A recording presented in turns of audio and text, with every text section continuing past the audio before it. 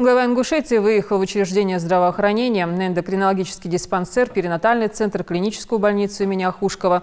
Ознакомился с материально-техническим обеспечением медцентров региона, пообщался с пациентами на предмет качества оказания услуг, оценил условия труда персонала. По результатам осмотра помещений Калиматов поручил социальному блоку Кабмина республики привести в соответствие с техническими требованиями новые сооружения, нарушения при возведении которых привели к дефектности зданий. Также подчеркнул, что работа по привлечению к ответственности лиц, виновных в сложившейся ситуации, будет проведена в рамках законодательства.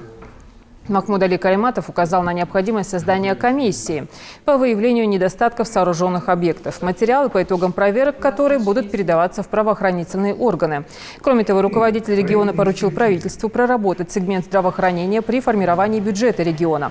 Калиматов особо отметил, что при этом необходимо учесть потребность в увеличении финансирования лекарственного обеспечения и пересмотра тарификации заработной платы медперсонала лечебных учреждений. Напомним, ранее Калиматов заявил о необходимости перезагрузки системы здравоохранения региона с целью более эффективной реализации нацпроекта здравоохранения согласно указу президента Путина. Все, что необходимо для оказания первой помощи, все у нас есть. А что бы вы улучшили? Да, помещение еще отдельно гипс.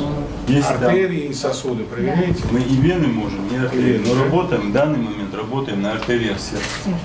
Мы видим, есть ли там стеноз, есть ли... Вы можете проверить ноги? И ноги можем, и шею. И шею, да? Да.